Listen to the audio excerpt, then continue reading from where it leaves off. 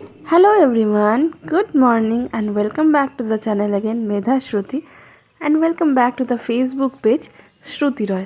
আশা করছি আপনারা সবাই খুব ভালো আছেন, সুস্থ আছেন। আর আজকে দিনটা হচ্ছে রবিবার। রবিবার মানেই সকাল সকাল এরকম সুন্দর বাজার করার দিন। আর দেখুন আজকে সকালটাও খুব সুন্দর, একদম শীতের একটা ঝলমলে সকাল। হ্যাঁ জানি এখন হেমন্তকাল চলছে, বাট হেমন্ত প্রায় শেষের দিকেই। আজ থেকে চলে এলো অগ্রহায়ণ মাস, মানে এবার শীত আসতে আর বেশি দেরি নেই। হালকা হালকা শীত তো পড়েই গেছে। আর এরকম সুন্দর ঝলমলে দিনে শীতের প্রথম সবজি পেঁয়াজ কুলে দিয়ে আজকে হবে একটা সুন্দর রেসিপি। আজকে রবিবার স্পেশাল সুন্দর একটা রেসিপি হচ্ছে আলু পেঁয়াজ দিয়ে চিংড়ি মাছের তরকারি। আমাদের সবারই খুব ফেভারিট এই রেসিপিটা। আর আজকে মা এই জন্য শীতের প্রথম সবজি পেঁয়াজ কলি দিয়ে বানাবে চিংড়ি মাছের এই সুন্দর রেসিপিটা। চলুন তাহলে শুরু করা যাক। আর পেঁয়াজ কলি দিয়ে তরকারি মানে পেঁয়াজ কলি তো প্রধান উপকরণ, এখানে পেঁয়াজ কলি লাগছে। পেঁয়াজ কলিগুলোকে ছোট ছোট করে মা কেটে নিয়েছে। তার সাথে লাগছে আলুগুলোকে ওরকম ছোট ছোট করে কেটে নেওয়া হয়েছে। চিংড়ি মাছগুলোকে নুন এবং হলুদ মাখিয়ে রেখে দেওয়া হচ্ছে। আর এই দিকে কড়াইতে তেল গরম করতে দেওয়া হয়েছে মাছগুলো ভাজতে দেওয়া হবে বলে। তো নুন এবং হলুদ মাখানো হয়ে গেল, ব্যাস এইবারে ছাড়া হবে তেলের মধ্যে। সরষের তেলের মধ্যে চিংড়ি মাছ এখন ভালো করে ভেজে নেওয়া হবে। আর এই রান্নাটা শীতকালের একদম রান্না।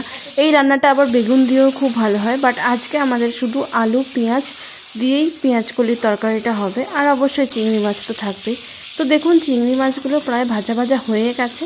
এই সময় আমরা দিয়ে দিলাম এর মধ্যে কেটে রাখা আলুগুলো সেই আলু ভাজার মতন করে আর কি কাটা হয়েছে। আলুগুলোর সাথে এখন মাছটা ভালো করে আরও কিছুক্ষণ ভাজতে হবে। তারপর আমরা এখানে দিয়ে দেবো একটা গোটা বড় পেঁয়াজ। আর যেটা বলছিলাম, এই রান্নাটা আসলে এত সুন্দর হয় যে ভাতের সাথেই হোক বা রুটির সাথেই, দুটোর সাথেই কিন্তু খুব ভালো হয়ে যায়।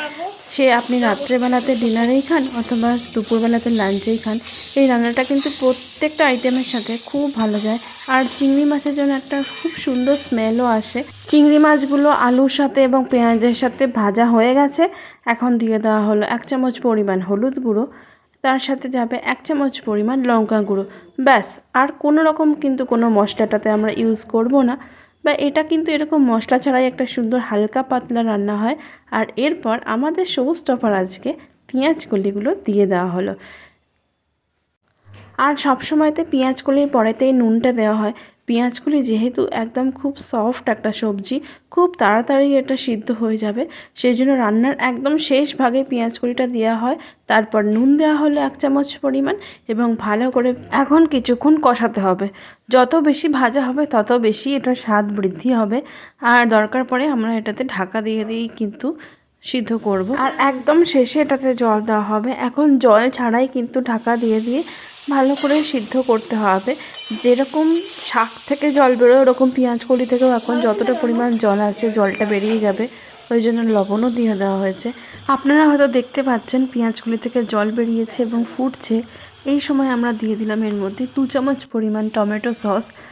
যেহেতু আমরা টমেটোর ব্যবহার করছি না, শুধুমাত্র সসেই রান্নাটা হবে, তাই 2 চামচ পরিমাণ এখানে দেওয়া হলো টমেটো সস। এবার ভালো করে সসের সাথে তরকারিটা মিশিয়ে নিয়ে দিয়ে দেওয়া হলো এখানে পরিমাণ মতন জল। ব্যাস, আর কোনো রকম কোনো মশলাপাতিও ইউজ হলো না, কিছু না, একদম হালকা পাতলা হেলদি এবং টেস্টি বলতে যেটা বোঝায় সেটাই কিন্তু হবে এই তরকারিটা। দেখুন হয়েই গেল। এবার আমরা এটাকে ঢেকে বসিয়ে দেব সেদ্ধ হতে। ওই মিনিট 5 থেকে 7, ব্যাস তার মধ্যেই কিন্তু পুরো রান্নাটা একদম কমপ্লিট হয়ে যাবে। আমাদের বলতে গেলে এটা হয়েই গেছে। 5 মিনিট পরে ঢাকা খুলে দেখুন কত সুন্দর টকবক করে ফুটছে। আমাদের রান্না কমপ্লিট। এখন একবার ভালো করে নেড়ে চেড়ে দেখে নিন সব কিছু একদম সুসিদ্ধ হয়েছে কিনা। আর তারপর ঢাকা দিয়ে গ্যাস অফ করে রেখে দিন 5 মিনিট স্ট্যান্ডিং টাইমে।